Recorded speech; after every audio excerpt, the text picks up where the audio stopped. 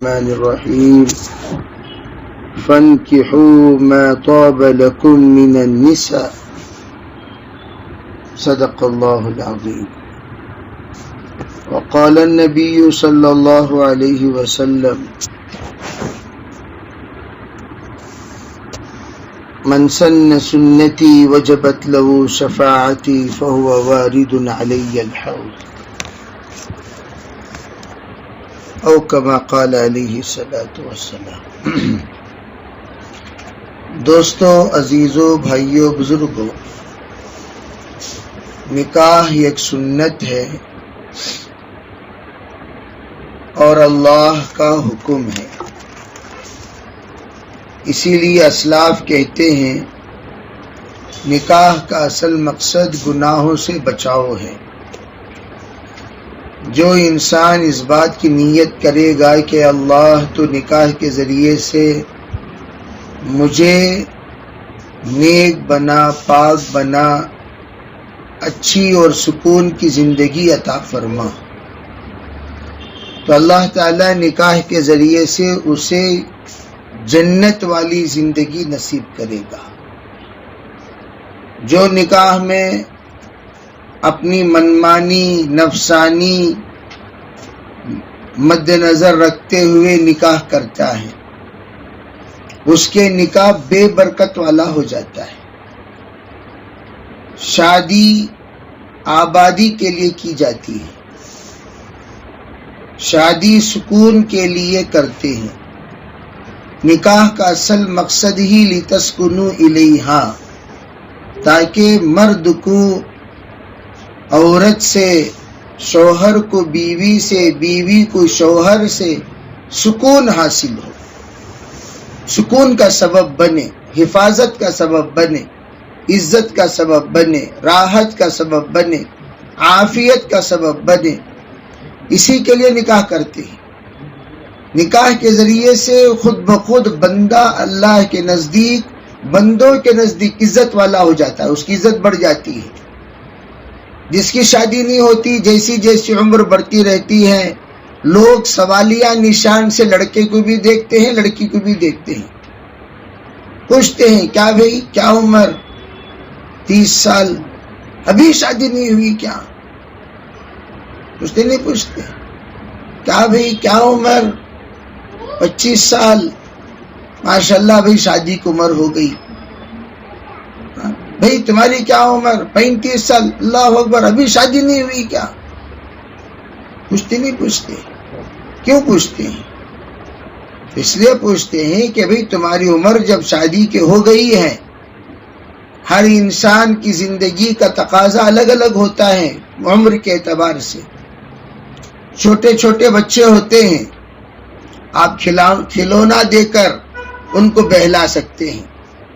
وہی بچے تھوڑا بڑے ہو گئے، آپ ان کو کھلونا دیں گے تو بچے پوچھتے ہیں کیا ابھی میں بچہ، کیا میں ابھی بچہ دکھ رہا ہوں؟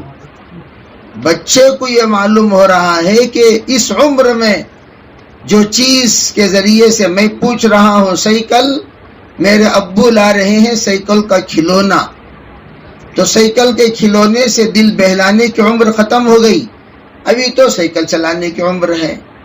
سائیکل چلانے کی عمر میں کھلونا پیش کرنے کو بچے یوں سمجھتے ہیں کہ یہ بڑوں کی حماقت ہے. اسی طرح شادی کرنے کی عمر جب ہو گئی، شادی نہ کرے، یہ باپ نہ بنے، وہ ماں نہ بنے، تو لوگ اس کو عیب کے نگاہوں سے دیکھیں گے.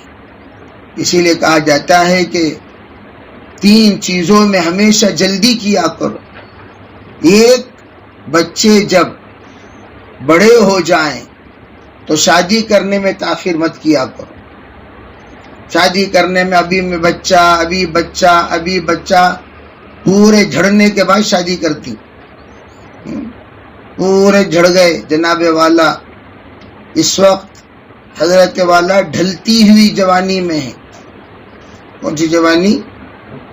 ڈھلتی ہوئی جوانی، چھٹتی ہوئی جوانی.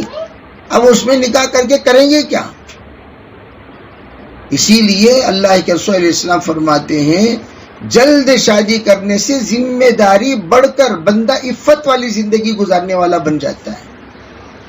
اسی لیے کیا کہتے ہیں, کوئی بندہ رات کو جلدی نہیں آتا گھر کو تو فوراً تمام گھر والے متفقہ طور پر فیصلہ کرتے ہیں, ارے اس کے پیر میں بیڑی ڈالے تو چنے سدھرتا سو, کیا پیر میں بیڑی کو تو دیوانوں کو چین ڈالا نہ سو.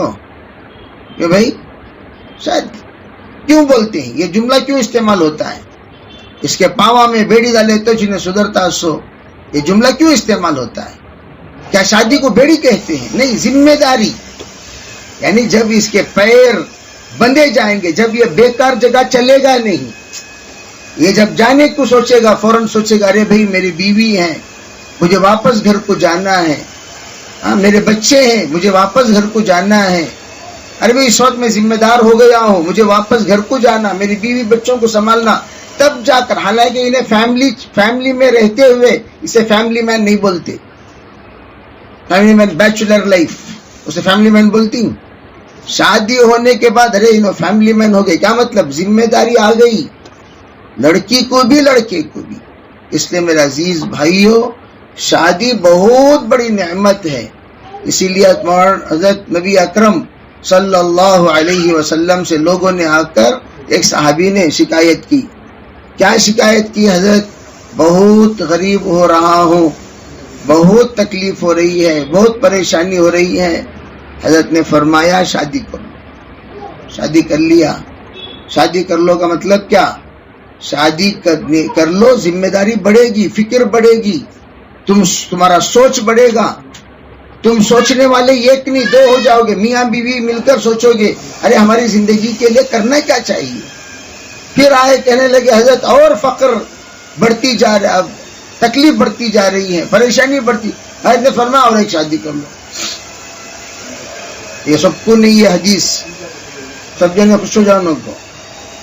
ابھی یہ کئی کو بولے تو آپ نے اس صحابی میں کچھ دیکھا کہ یہ بچہ جیسا جیسا بڑھے گا, یہ صحابی جیسے جیسے بڑھیں گے, ہو سکتا ہے بہت ساری خیر کے یہ دروازے بن سکتے ہیں. سب کے لیے آپ نے نہیں فرمایا.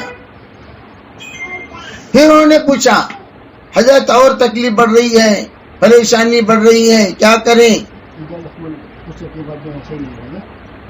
حضرت نے کہا اور ایک نکاح کر لو. حضرت آلریڈی 2 بیویاں, پریشانی زیادہ ہیں, تمہیں اور ایک شادی کر لو تو کہاں جاؤ. لیکن حضور کچھ دیکھ رہے تھے, اور آپ جو بھی ارشاد فرماتے اپنے طرف سے نہیں فرماتے. کس کی طرف سے فرماتے ہیں؟ اللہ کی طرف سے. نبی وما ينطق عن الهوى ان هو الا وحی یوحى, یعنی اللہ نے اشارہ فرمایا تبھی تو آپ فرما رہے ہیں. تو جب تیسری شادی کیے تو تیسری بیوی جو آئی ماشاءاللہ, وہ تمام کو ایسے کام میں, ایسی مصروفیت میں لگا دی, ایسا آئیڈیا انہوں نے دیا جس کے ذریعے سے اللہ نے ان کو عروج پر پہنچا دیا. تو حضور ہر ایک کو نہیں بتائے یہ چیز تم کر لو, تم کر لو, تم. حضور بولے نا حضرت, ارے حضور صلی اللہ علیہ وسلم کو اللہ نے بولنے کو کہا تو آپ نے بولا, تو آپ یوں ہی نہیں بولے. حضور کو اللہ نے بولنے کو کہا تو آپ نے بولا. تو اس لیے علماء فرماتے ہیں کہ نکاح ہمیشہ عافیت اور عزت کی چیز ہے. ہر ایک کو انشاءاللہ اس سلسلے میں فکر مند ہونا ہے. اس لیے میں یہ عرض کرنا چاہتا ہوں کہ تمام جتنے یہاں حاضر ہیں وہ اس بات کو سمجھیں کہ جس وقت میں نے قبول کیا کہیں تو صرف روٹی کپڑا مکان کی ذمہ داری قبول کیا نہیں. روٹی کپڑا مکان کی ذمہ داری تو غیراں بھی قبول کر لیتی, کہ ہمارے قبول میں ان کے قبول میں کیا فرق؟ علماء فرماتے ہیں روٹی کپڑا مکان کی ذمہ داری غیر بھی قبول کرتے ہیں, تم بھی قبول کرتے, تمہارے قبول میں ان کے قبول میں کیا فرق؟ فرمایا وہ لوگ صرف روٹی کپڑا مکان کے حد تک بیوی کو خوش رکھتے ہیں, آخرت کی کوئی ذمہ داری ان کے سر پر نہیں ہے. لیکن ہماری ذمہ داری ہے آخرت کی. میری بیوی جس وقت مجھ سے بندھی گئی, اس کی نماز کی فکر کرنا میری ذمہ داری, اس کے پردے کی فکر کرنا میری ذمہ داری, اس کی حیا کی فکر کرنا میری ذمہ داری, اس کی عزت کی فکر کرنا میری ذمہ داری. نیت یہ کرنی چاہیے یا اللہ جنت تک لے جانے کی ذمہ داری قبول کرتا ہوں. خالی ایک ذمہ داری ہی نہیں ہے ہمارے اوپر کہ کھانا پینا گھر بنانا ہو گیا، قصہ ختم، ذمہ داری ختم. نیت کریں انشاءاللہ ہم یہ ذمہ داری. اسی لیے جب میں نے قبول کیا کہتے وقت، چاہے لڑکی ہو یا لڑکا، دلہا ہو یا دلہن، یا اللہ جنت تک کی ذمہ داری ہم قبول کرتے ہیں. ہم دونوں کو ایسا جوڑا بنا جس کو دیکھ کر لوگ جنتی جوڑا کہیں. تو نیت کریں گے اب انشاءاللہ. تو نکاح نیت کریں گے. تو دوسری بات، شادی ہو گئی تو بیگم سے جب وضو کے ملاقات کریں تو باوضو کریں. کیسا کریں؟ باوضو. مصلی بچھایا جائے سامنے اور پیچھے. پیچھے کے مصلی پر بیگم کو کھڑا کریں، سامنے کے مصلی پر شوہر کھڑے ہوں. بیگم سے کہیں، بیوی سے کہیں وہ اقامت. بے اقامت اگر وہ نہیں جانتی، خود جیسے مسجد میں مؤذن صاحب اقامت بولتے نہیں نماز سے پہلے، ویسا اقامت خود بولنا. خود بولنے کے بعد 2 رکعت صلاۃ الحاجت کی نیت کرنا، اور 2 رکعت نماز پڑھائیں. جیسے امام مقتدیوں کو پڑھاتے ہیں ویسے ہم نماز پڑھائیں. 2 رکعت نماز پڑھائیں. نماز پڑھانے کے بعد 2 رکعت زور سے پڑھیں، جو بھی صورتیں آپ کو یاد ہو. بیوی کیا نیت کرنا؟ یا اللہ آج جیسے میں نماز میں ان کے تابع ہو کر پڑھ رہی ہوں، زندگی بھر ان کے تابع بنا. شوہر کیا نیت کرنا؟ یا اللہ مجھے شوہر ہونے کا حق ادا کرنے کی پوری توفیق اور طاقت عطا فرما. یہ نیت کرنا. نیت ہو گئی، نماز ہو گئی. مصلی اٹھا کر بیگم کے بازو بچھائیں اور یوں کہیں میں دعا کرتا ہوں، آپ آمین بولو. کیا بولنا؟ میں دعا کرتا ہوں، آپ آمین بولیے. بیٹھ کر بازو دعا کرنا. سمجھے؟ ہنڈی میں ہاتھ ڈال لے کو، انگوٹھیاں اٹھا لے کو، وہ سب غلیظ کما کر لے کر کو، انہوں ان کو ہلدی لگا لے کو، انہوں ان کو ہلدی لگا لے کو، یہ سب کام چھوڑ ڈالو.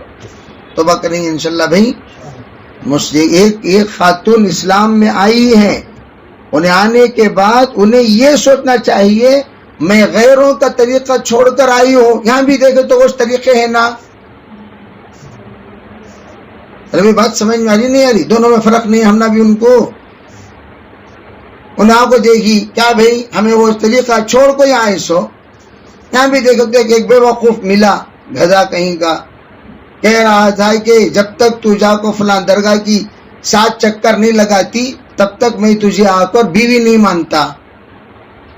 انہیں بولی میں مندر کے چکر لگا لے کو تھی سو، وہاں سے نکل کو چکر ختم کر کو یہاں آئی، پھر تو یہاں درگاہ کے چکر لگا بول رہا نا. پھر کیا فرق میرے تیرے میں؟ کلاٹا ہوا نہیں ہوا؟ یہ سب کام چھوڑ ڈالیں گے. توبہ کرو، توبہ کرو بھائی. پڑھو دونوں کلمہ پڑھو، دونوں کلمہ پڑھو. صفیہ فاطمہ، صفیہ فاطمہ سنا، صفیہ فاطمہ یہیں کیا صفیہ فاطمہ ایسا ایسا ایسا. ہاں میں جو کلمہ پڑھا رہا ہوں دونوں کلمہ پڑھو. پڑھو اشہدو، اشہدو پڑھو جی، اشہدو اللہ الہ الا اللہ واشہد ان محمدا عبدہ ورسولہ. اشہد اللہ الہ الا اللہ واشہد ان محمدا کہاں آواز اسکوٹ رہی ہے عبدہ ورسولہ.